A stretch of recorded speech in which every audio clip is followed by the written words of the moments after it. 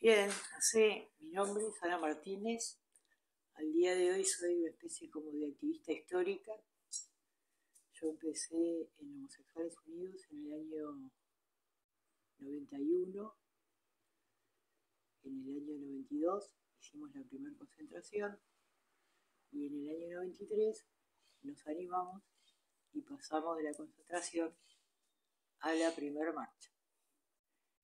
Esa primera marcha, al día de hoy, el 28 de junio, se cumplen 30 años y queremos hacer una concentración en la Plaza Libertad para de alguna forma celebrar y también en esa celebración que haya denuncias de las cosas que han ido pasando en estos 30 años y en general no se han sabido resolver. La ley de antidiscriminación, la 17817, ha sido una reír, ha sido como una burla, si se quiere, a toda la gente discriminada, no solamente de la diversidad sexual. Y es una ley que salió en la época de Valle, pero que después el Frente Amplio en el primer gobierno la tuvo que reglamentar. Y no la reglamentó bien. Entonces, cada vez que alguien quería hacer una denuncia de antidiscriminación o de discriminación y se apoyaba en esa ley, encontraba 1000 obstáculos y al final directamente una trans, por ejemplo, una chica trans tuvo que ir con un diputado a una comisaría a hacer la denuncia porque si no, no se la tomaba. Y así todo. Entonces no se entiende. Digo, se hace una ley, está en una comisión, se hace un proyecto de ley, está en una comisión, pasan 2 años, se aprueba, después no sirve para nada. Entonces tiempo perdido. Una ley de esas. Esa ley estuvo mal parida de entrada. Primero porque fue una condición que puso el Fondo Monetario Internacional para un préstamo que dependía del Banco Mundial. Entonces, por eso fue que se hizo en la época de Jorge Valle. Es decir, que quien hizo ese proyecto de ley fue un diputado de la corriente de Jorge Valle. Pero después se aprobó con los votos de casi todos los partidos políticos. Entonces, lo que se le puede reclamar a esos legisladores, legisladoras, es no hagan leyes para divorciarse de ellas después, sino manténganse en ese mismo camino y asegúrense de que esa ley se cumpla, si no, ¿para qué sirve? Fíjate que un diputado tuvo que ir con una chica trans a una comisaría para que en la comisaría le tomaran la denuncia. Si no, no se la tomaban, ella iba sola y no se la querían tomar. Claro, ahí tenemos ya otro fenómeno, que es el fenómeno que al margen de tener un aparato legal, que al margen de tener una reglamentación, que en este caso, como tú dijiste, es una reglamentación mala, pero aunque fuera buena, el funcionario que después toma la información que se le viene a dar, tiene márgenes de actuación. Y ahí sigue buena parte del problema. Porque la ley aprobada dice, porque de hecho está en vigencia, que en las comisarías tiene que haber una forma dentro de la computadora que diga ley tanto, denuncia de discriminación. Y eso no existe en ninguna comisaría. Entonces la gente va a hacer denuncias, es decir, se anima a hacer una denuncia, que no cualquiera se anima, bueno, se anima y cuando llega a la comisaría le dicen no te puedo tomar la denuncia porque tengo la forma, si querés te la anota acá en el cuaderno, más nada. Y eso queda ahí olvidado. También puede llegar a pasar, de hecho yo acompañé a una chica trans a la Comisión de Derechos Humanos de Diputados para protestar eso justamente. ¿Cómo era posible que ella había sufrido una discriminación? Quiso hacer la denuncia y en la comisaría le dijeron que no se la podían tomar. Entonces, ¿de qué sirve esa ley? Para que la gente que es discriminada y se anima a hacer la denuncia, ¿ya?, se frustre. Entonces uno pregunta, bueno, ¿y cuántas denuncias de discriminación hay? Ninguna. Entonces después alguien, si le importa de un determinado gobierno, puede decir, en este país se vive bárbaro porque no hay ninguna discriminación. Acá no se denuncia. Pero no se denuncia no porque no haya discriminaciones, sino por ese problema que presenta. Si la gente va a denunciar y no se la toman. Exacto, la forma del procedimiento administrativo crea el hecho administrativo registral, que es después lo que se mide a nivel de sociólogos y otros estudios similares que son cuantitativos. Claro, porque es eso, se fijan en las mediciones, en las estadísticas, en esto, en lo otro, y no hay cifras. Pero no hay cifras no porque no haya discriminaciones. Entonces la ley esa en realidad la tendrían que haber reglamentado mejor. Y ni te digo, cuando pasó del proyecto de ley a ley, bueno, ahí la tendrían que haber estudiado mejor. Y aprobado mejor esa ley, y no lo que votaron. Sí. Vamos a ir un poquito para atrás en el tiempo. Vamos a ir entonces para año 92 y para atrás. O sea, antes que tú llegaras, había otros grupos que habían existido, Sí. Que muchas veces no son recordados ahora. Exacto. En el 84 se creó Fundación Scorpio, es decir, aún en dictadura. Y había otro grupo que era más combativo, menos conocido, se quiere, se llamaba Somos. Y bueno, con ellos dos empezó todo el tema, digamos, de la lucha por determinadas cosas, por determinados objetivos. Y a mí, yo de hecho soy amiga del fundador de Somos, pero conocí a la gente de Fundación Scorpio antes de que se separaran. Y bueno, fue una lucha muy especial por ser los dos primeros grupos, ¿no? Bueno, eso, año 84. Después, en el 88, se fundó HU, Homosexuales Unidos. Después, en el 89, se fundó ATRU, por ellas mismas, no la ATRU que está ahora, sino otra ATRU. Y se fundó un grupo que se llamaba MIH, que era Movimiento de Integración Homosexual. Bueno, el Movimiento de Integración Homosexual, HU y el grupo de las trans, fuimos quienes organizamos la primera marcha, en conjunto. Fue la primera vez que se hizo una coordinación entre todos los grupos que había. Bien, antes de la marcha, vamos a la concentración del 92 primero. ¿Estaban los mismos grupos? ¿Cómo fue esa parte? La concentración la organizó solo Homosexuales Unidos. Porque el tema es así, ¿no? De alguna forma, toda la gente integrante de HU en ese momento era muy respetuosa del pasado. Entonces siempre se quería conocer ese pasado. Y así fue como conocimos a una cantidad de gente veterana que soñaba con que en Uruguay tenía que haber una marcha. Y para el 92, ponele, no nos dio la nafta para llegar a la primera marcha, pero sí en el 93. Y el 92 sirvió para eso, para ese primer paso de juntarnos, integrantes, ir a la Plaza Libertad, poner un par de pancartas, fotos, salir un poco a la luz, digamos. Y fue una buena experiencia.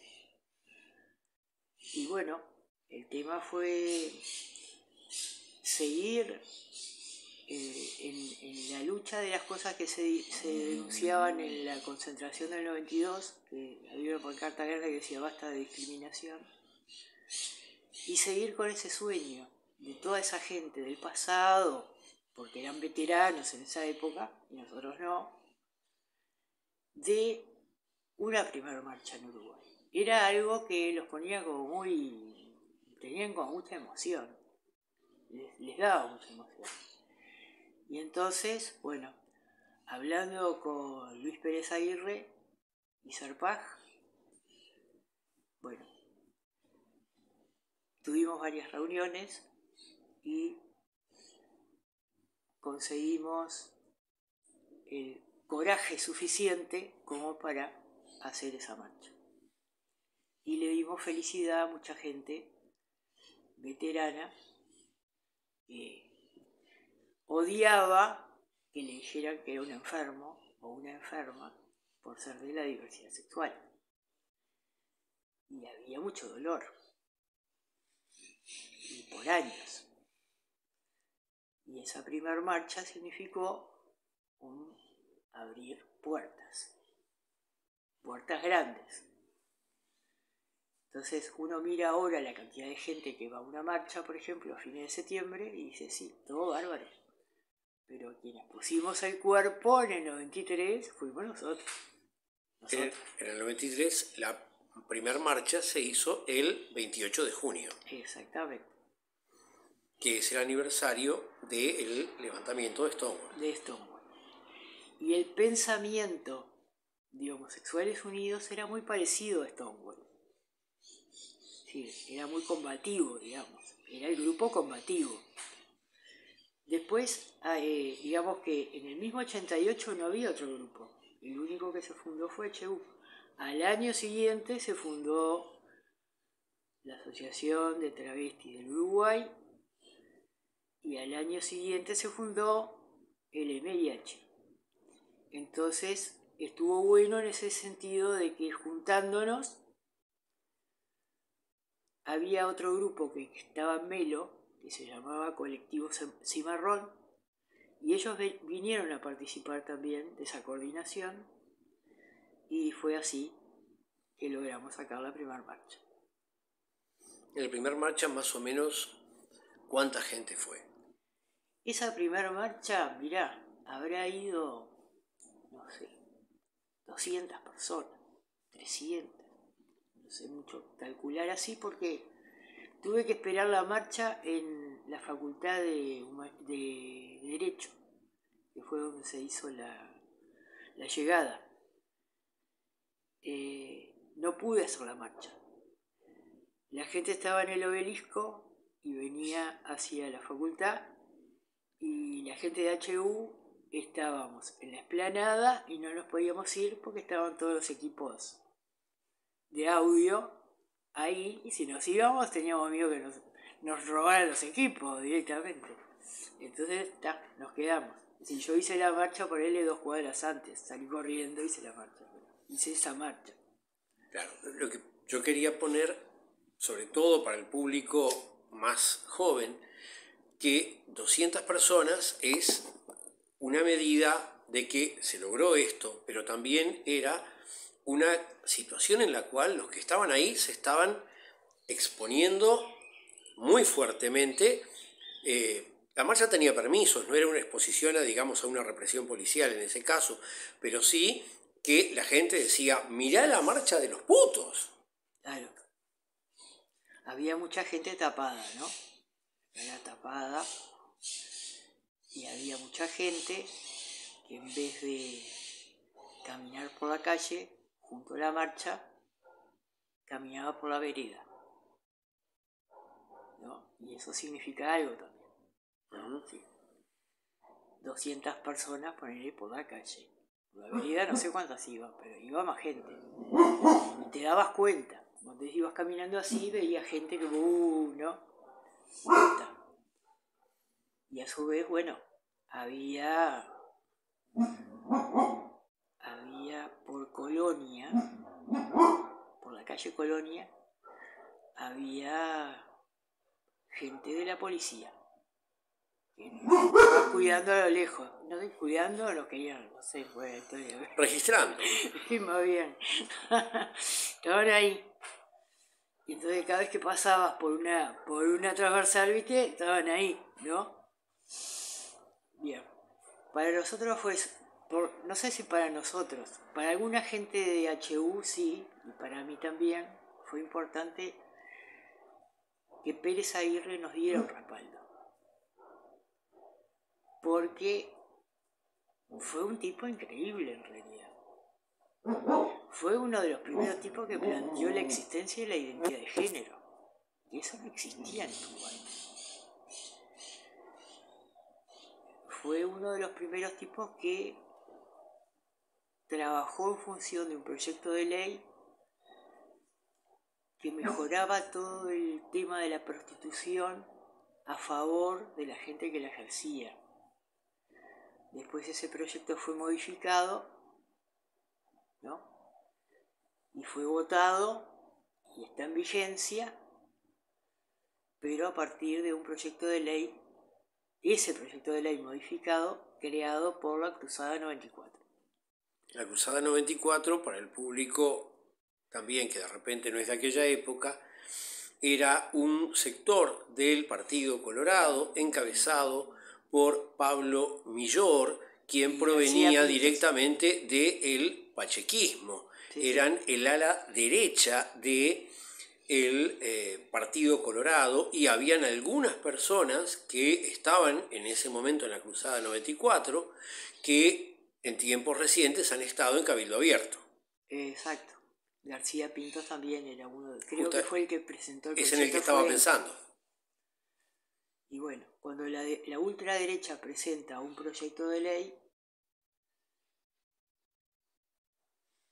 lo que hace es, de alguna forma, mostrar cuál es su concepto sobre una cantidad de cosas. Que estaban totalmente por fuera del proyecto original ese creado por Pérez Aguirre y por gente de Zarpaja.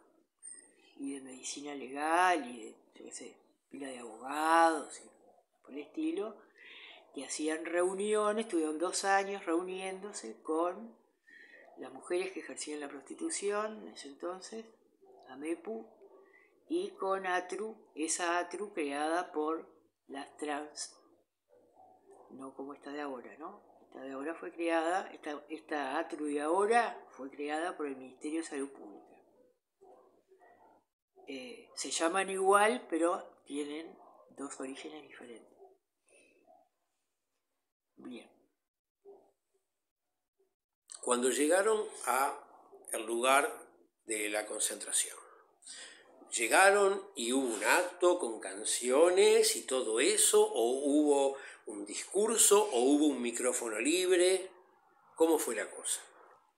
¿La concentración del 92? Sí, del 93.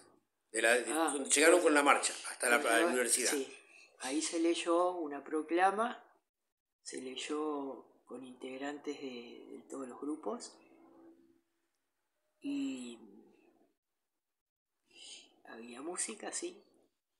Y bueno, ahí por ejemplo, Gloria Meneses, que en ese entonces era la travesti más veterana del Uruguay y estaba en la marcha, la tiraban para arriba, pobre mujer, la tiraban para arriba, la agarraban y la tiraban para arriba.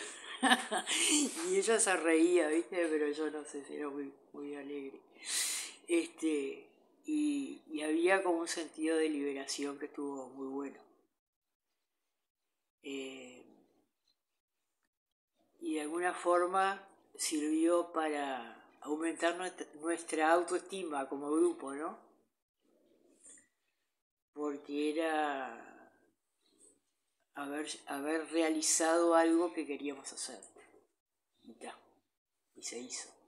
Una vez que se hizo la marcha, ¿qué cosas pasaron después? ¿Qué posibilidades vislumbraron como planes para hacer a continuación?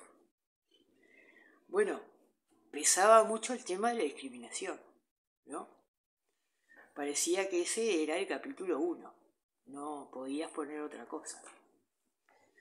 De hecho, en algún momento apareció Carámbula a hablar sobre reglamentar las parejas homosexuales. Y nos cayó rarísimo, por eso que te digo, porque el primer capítulo sin duda era no me discrimines. Después si querés me caso, pero no me discrimines primero, porque no servía de nada que te podías casar y después te agarraron en la esquina y te mataban, no sé. Entonces hubo como mucha cosa ahí, mucha cosa de charlarlo, viste, por años, pero se siguió con las marchas. Al año siguiente, la segunda, la tercera, la cuarta, la quinta, así, papá. Ojalá algún día no exista ningún motivo para hacer esa marcha. Es lo mejor que nos podría pasar. Bien, sí. Pero antes de llegar a eso pasó una cantidad de cosas en todo este tiempo y, entre otras cosas, empezaron a aparecer publicaciones. Sí. En HU teníamos un boletín que se llamaba Aquí estamos, ¿no? Eso fue como el huevo del resto, ¿no? Después apareció una revista que se llamaba Otros Ojos, una revistita, Otros Ojos. Y después apareció La Brújula, y después de La Brújula apareció La Brújula Actitud Queer. Y sé que han habido algunas otras publicaciones, no las tengo en mente obviamente, pero creo que La Brújula en sí marcó bastante, en el sentido de que estuvo bastante tiempo y se decía, era una revista hecha por activistas. Entonces estaba bueno eso, ¿no? Porque no había otra publicación hecha por activistas. Es interesante esto, yo te lo preguntaba, porque en aquella época, de vuelta por la gente que sea más joven y que esté viendo tienen que imaginarse un mundo que no hay internet. Todavía, bueno, internet estaba en borrador o estaba solamente en algunas universidades y por supuesto en la CIA y el Pentágono. Entonces, en esa época, cuando uno quería difundir alguna cosa, se dependía de disponer o de un espacio radial o de una publicación en papel. Y una publicación en papel suponía un costo, porque uno va a hacer una página web hoy y entra a cualquier lugar que te haces un blog y automáticamente ya estás escribiendo en un rato. Pero en aquella época había que preparar los artículos, corregirlos, llevar a hacer matrices, llevar a una impresora, eso suponía un costo. Era una masa de trabajo muy grande. El primer número de... distinto. Tenemos que, para ubicar un poco en la época, aquí estamos de HU, más o menos salió por qué años.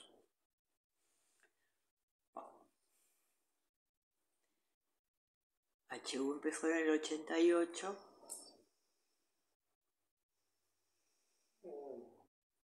Yo me integré en el 91 y ya había salido algún número.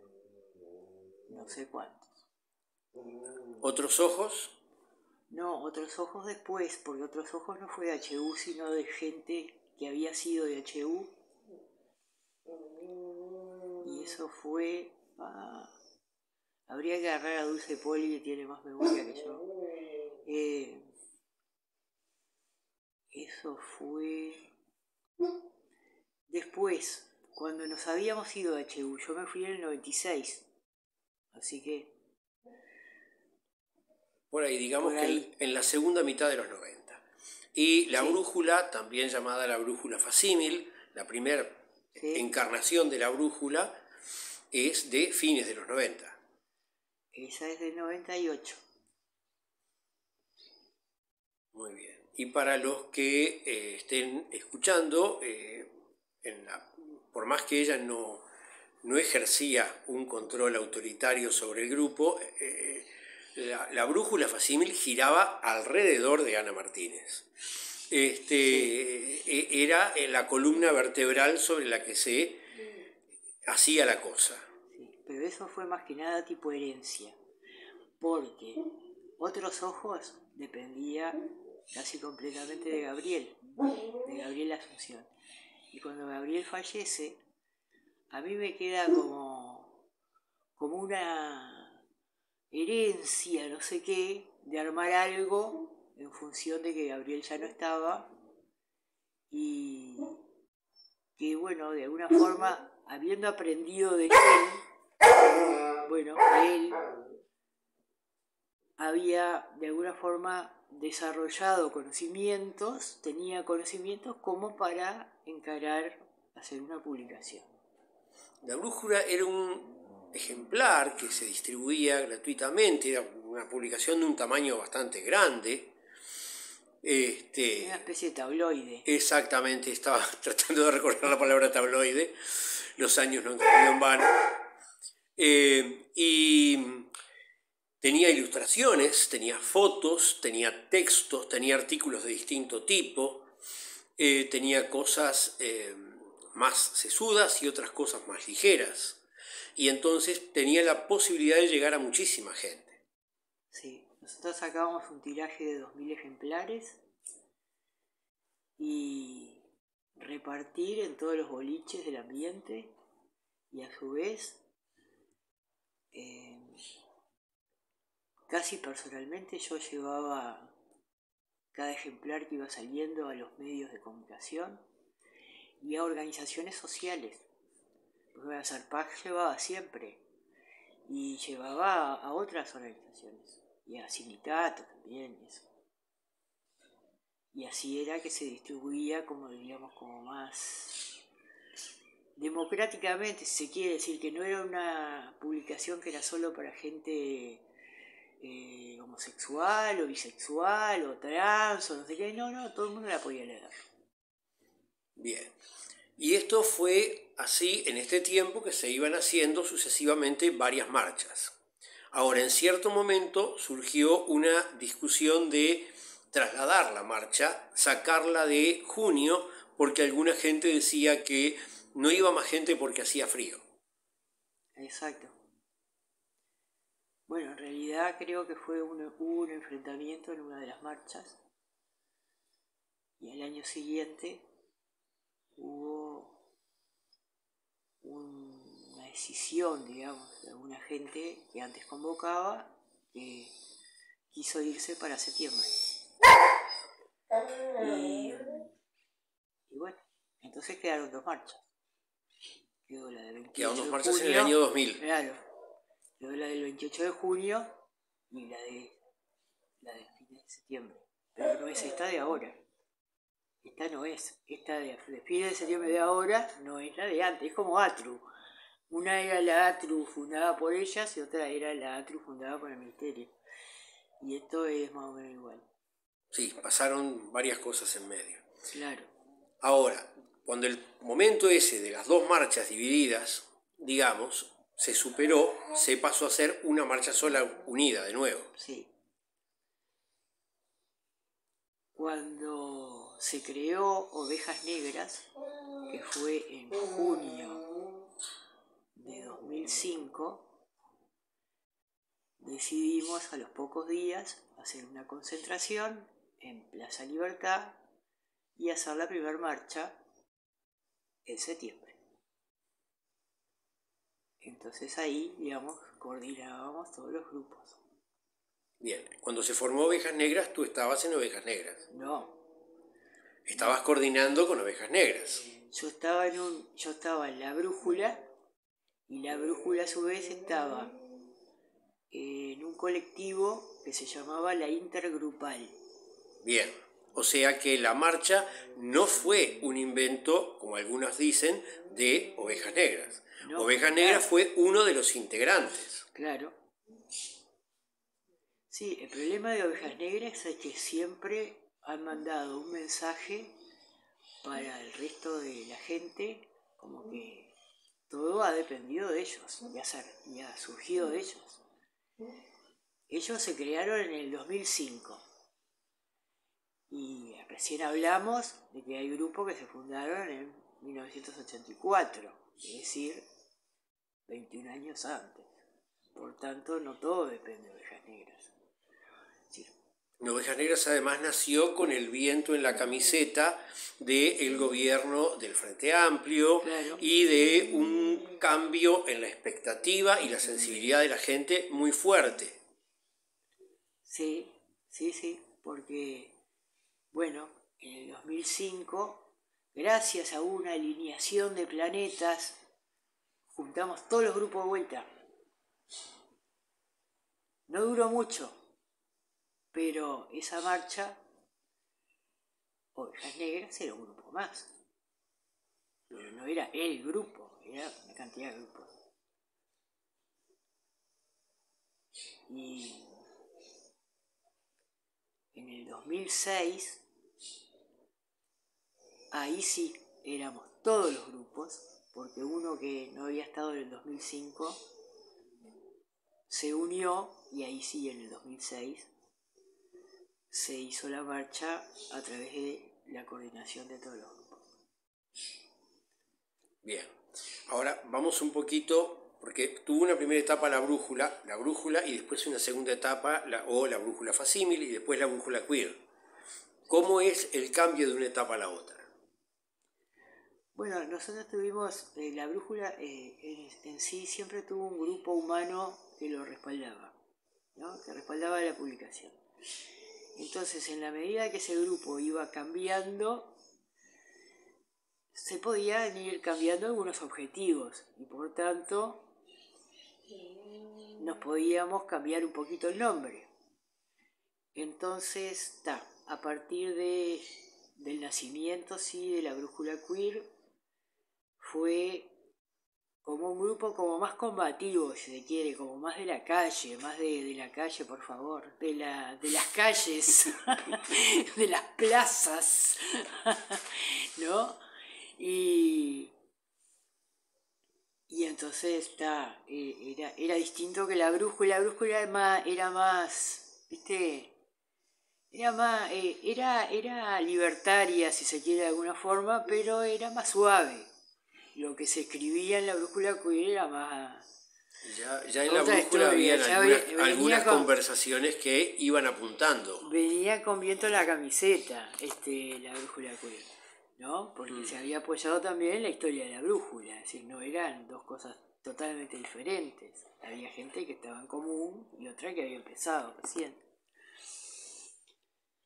Y bueno, y ahí hicimos, por ejemplo, un acto contra... ¿Quién era? Sturla, creo que era. De la catedral, en la catedral, ahí en la curia, que había hecho unas declaraciones. Cotuño, si no me acuerdo mal. Cotuño, perdón, sí. Súper homofóbicas y bueno, se alquiló ahí, viste, un equipo y se le dio una contestación. Para los oyentes del video que sean más jóvenes, Cotuño era el arzobispo de Montevideo de la Iglesia Católica en ese tiempo y fue muy pródigo en declaraciones contra muchas cosas, incluyendo por supuesto cualquier tipo de identidad que no fuera la sancionada por la Iglesia Católica y el tipo de prácticas afectivas y sexuales que la Iglesia Católica aprueba.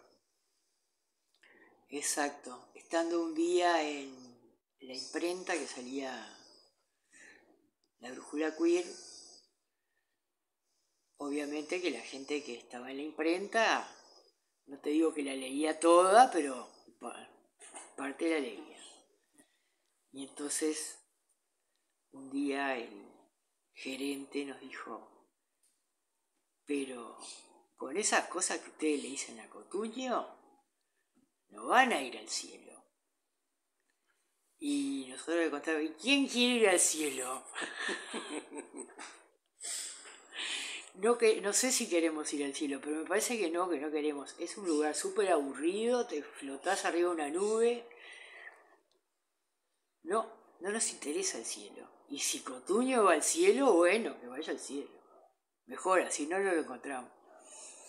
Bueno, después de eso, la parte más reciente de la historia ya es bastante más conocida por casi todo el mundo. Las marchas empezaron a tener un cariz más masivo, con espectáculos musicales con un armado menos artesanal, o sea, ya más totalmente profesional, con personal contratado para poner el sonido y todo lo demás. Eso implicaba un nivel importante de gastos y para eso el apoyo económico desde las autoridades pasó a ser importante. En medio de este proceso pasa a ocurrir también el proceso de legalización del matrimonio, que la ley llama matrimonio igualitario. Sí. Muy apoyado por Ovejas Negras y por una cantidad de grupos, la brújula no apoyó. ¿Por qué? Porque sabíamos cómo había surgido todo eso. Sabíamos la historia, digamos, de cómo había surgido en Estados Unidos y cómo se había desparramado, digamos, por el mundo, y a través de la globalización, obviamente, y no nos parecía una buena idea, ¿no? Porque lo considerábamos, digamos, como muy capitalista. Aclaremos entonces que nunca recibiste un cheque de Soros. Exacto, jamás. Pero yo tampoco conozco a nadie que haya recibido un cheque de Soros.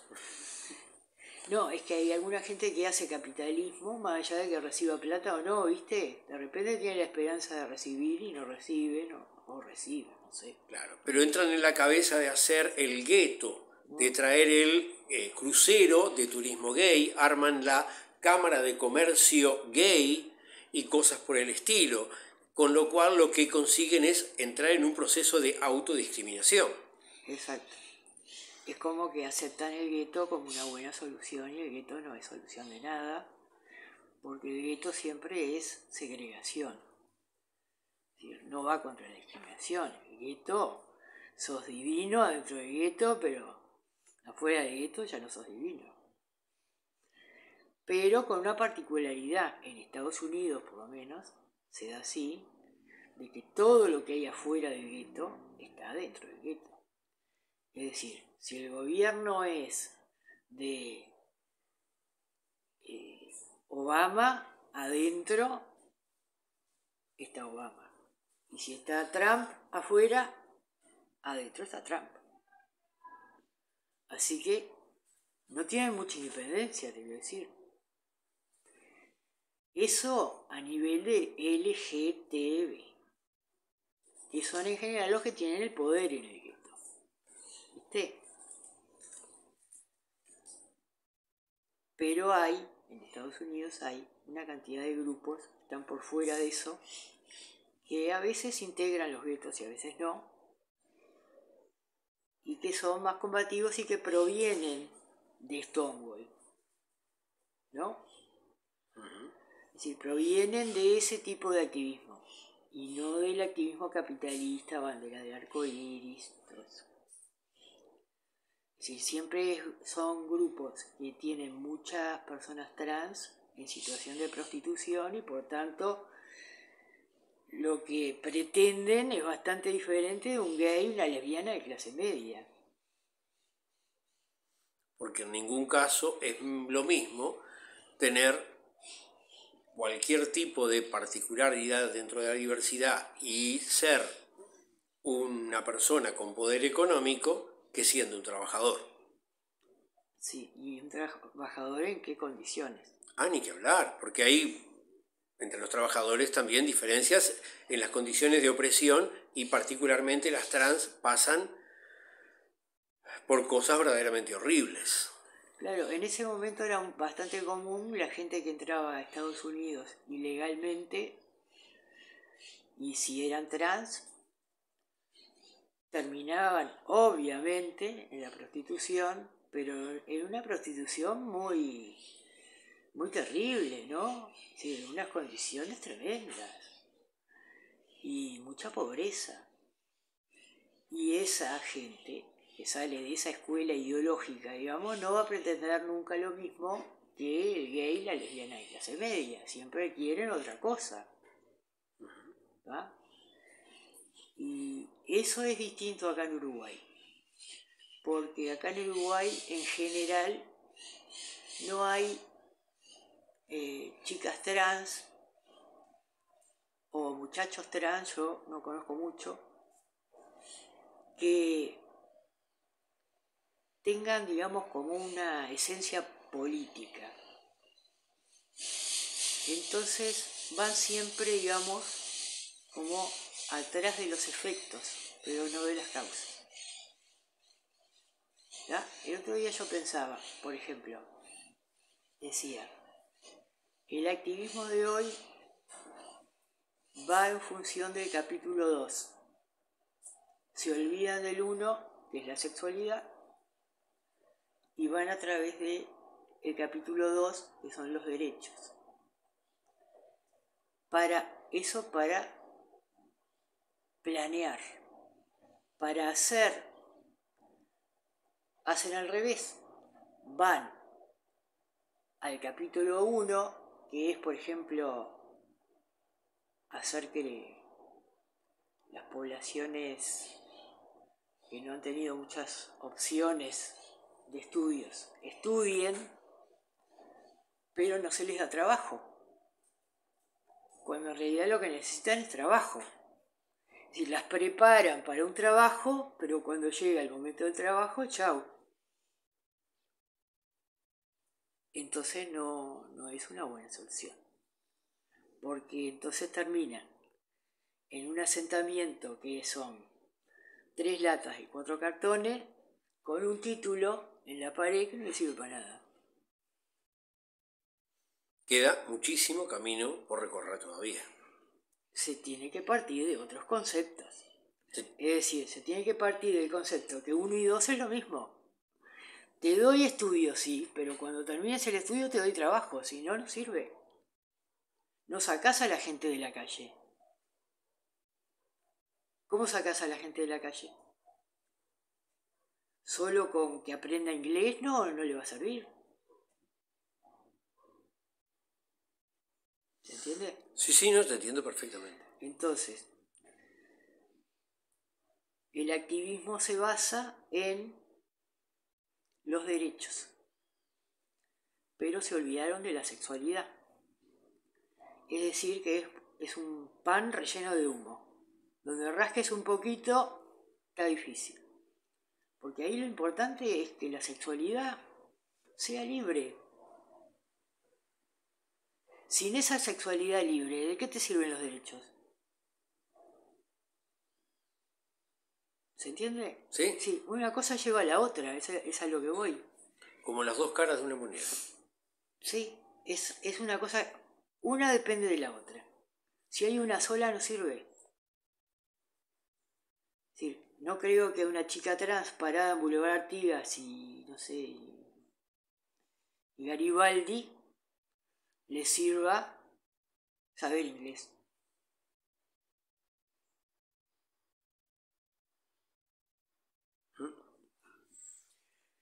Eso. Por decir un ejemplo, Sí, ¿no? sí.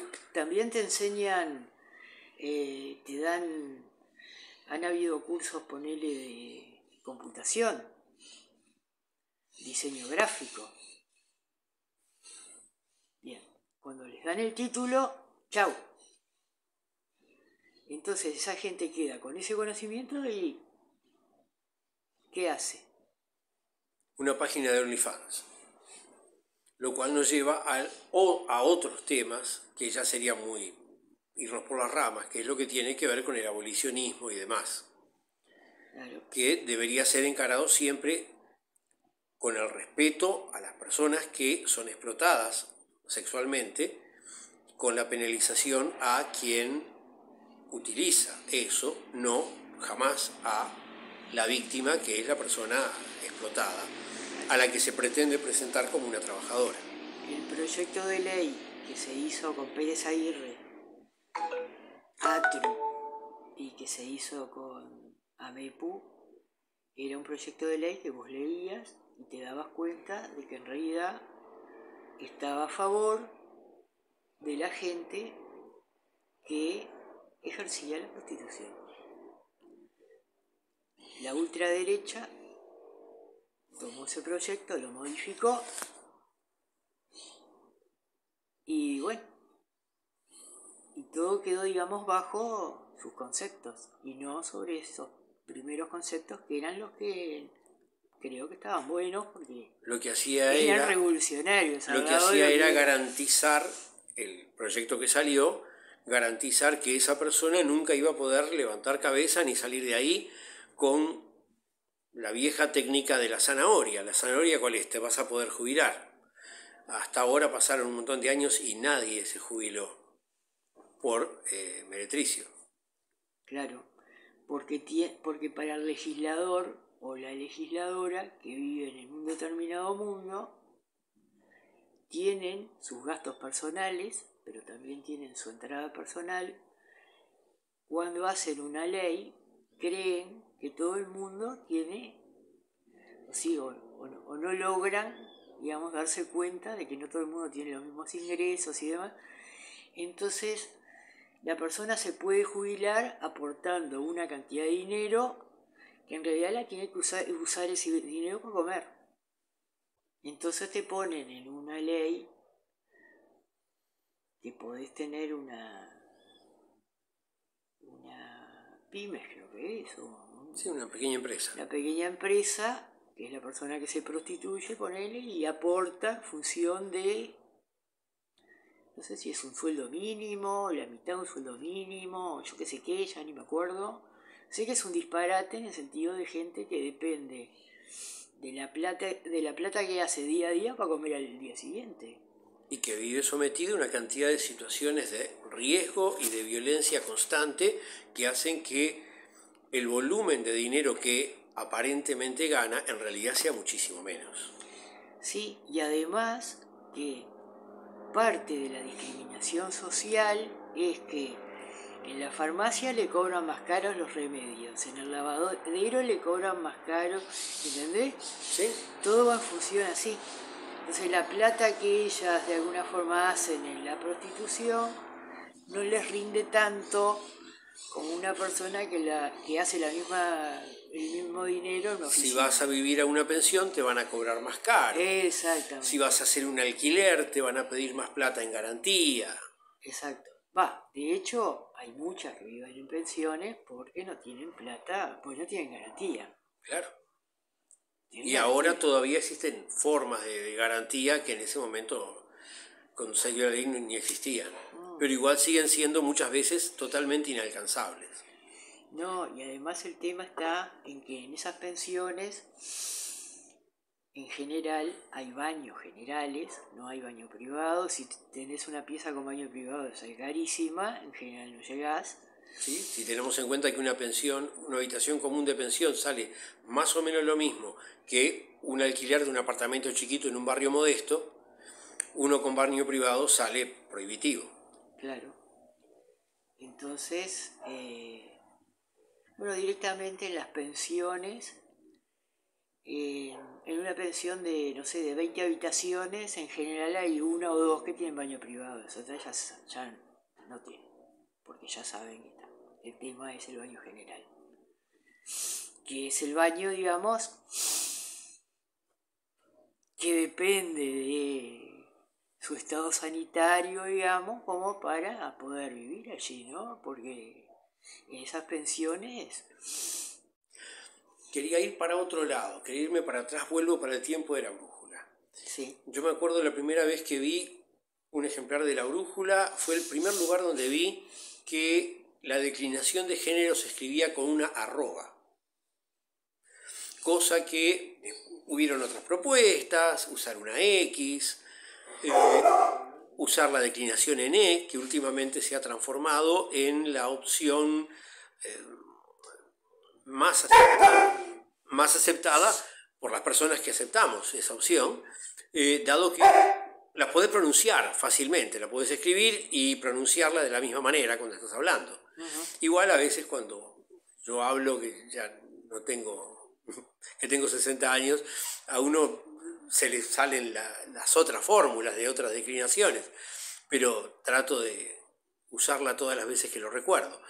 Entonces, en ese momento, estamos hablando del año 2000, o sea que no es una invención nueva, hay una cantidad de dimensiones, aparte de lo que tiene que ver con las luchas más obvias, las reivindicaciones de derechos, las reivindicaciones de discriminación, también hay otras cosas que ya venían desde entonces.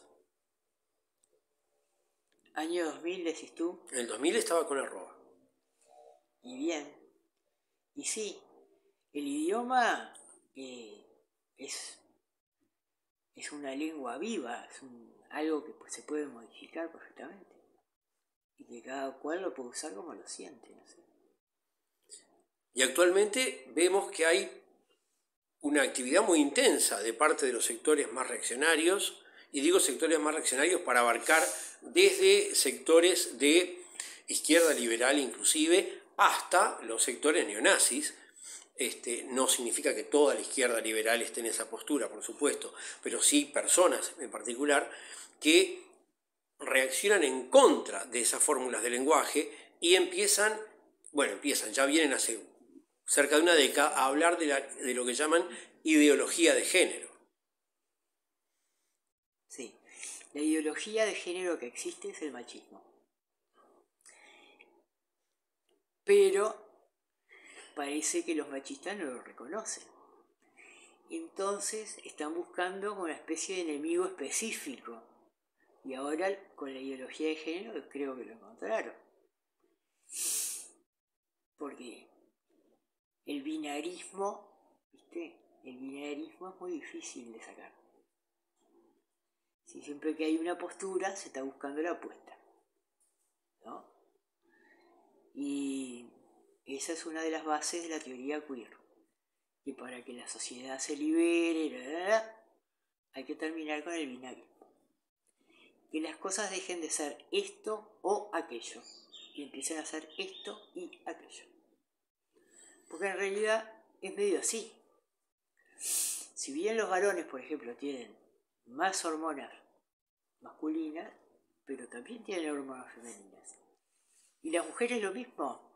Tenemos femeninas, pero también tenemos masculinas. Entonces, ¿por qué nos quieren encasillar en hombre, mujer, como si no tuviera absolutamente nada que ver, como si fuésemos opuestos, cuando, por ejemplo, para la reproducción podemos ser perfectamente complementarios? ¿No? Y eso, a su vez, te da la facilidad de concebir parejas entre dos varones, parejas entre dos mujeres, parejas bisexuales, parejas entre los 500 géneros diferentes de los dos espíritus que están en la sigla internacional, ¿no? Y estructuras también de relacionamiento que pueden no ser parejas, que claro, pueden ser y totalmente, como lo que se suele llamar anarquismo relacional, en el cual el concepto de una unión permanente no se utiliza, o la gente que piensa en términos de grupos comunitarios para su vida familiar, o personas que piensan en estructuras de red. Sí. Porque al día de hoy, acá todavía no existe obviamente, pero en Buenos Aires, por ejemplo, una persona puede ir a sacarse la DNI sin que necesariamente diga masculino o femenino. Acá todavía eso no existe. No, acá no existe. En el censo me han dicho que da otras opciones y ya es un paso que un primer organismo estatal dé esa posibilidad. Pero, por ejemplo, las empresas encuestadoras privadas no la dan en su mayoría. En algunas encuestas que he contestado lo daban, pero en la mayoría no.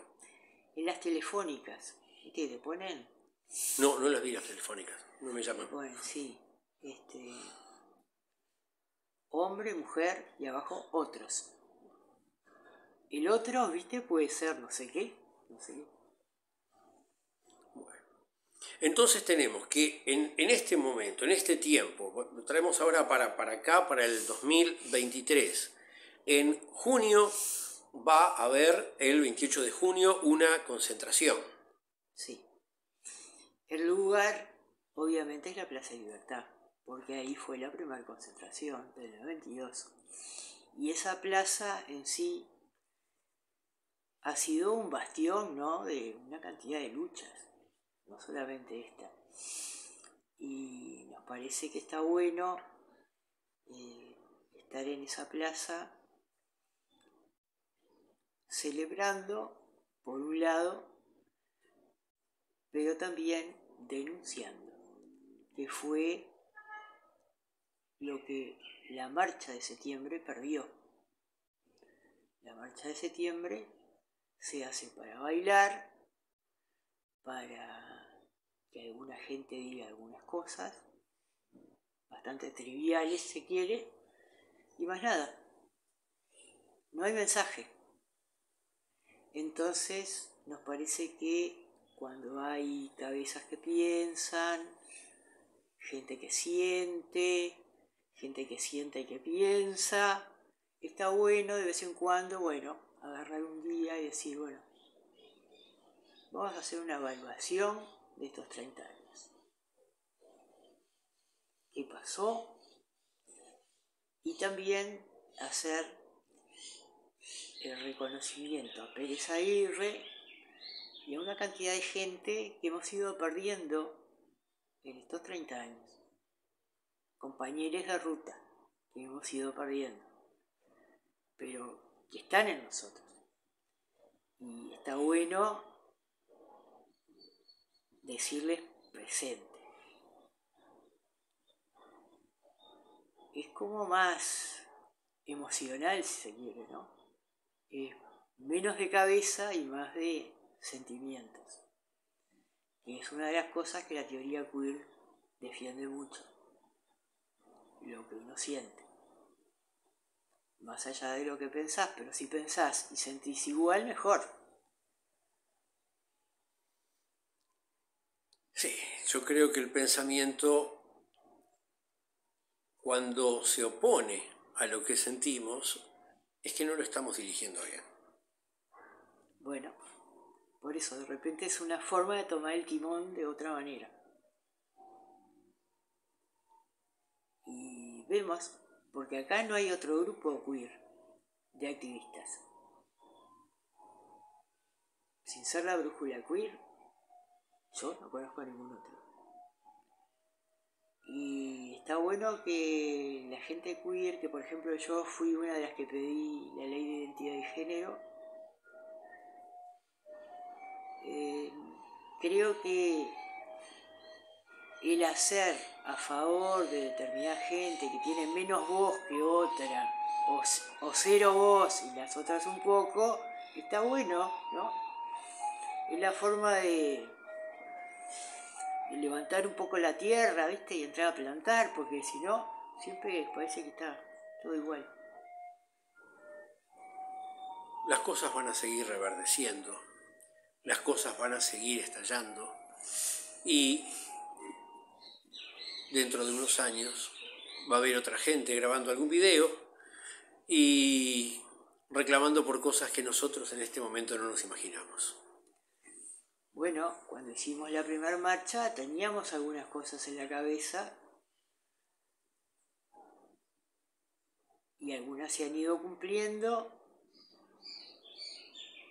y otras no, pero mi esperanza es que en algún momento lleguemos a que no haya necesidad de hacer estas marchas, porque ya vivamos una realidad diferente.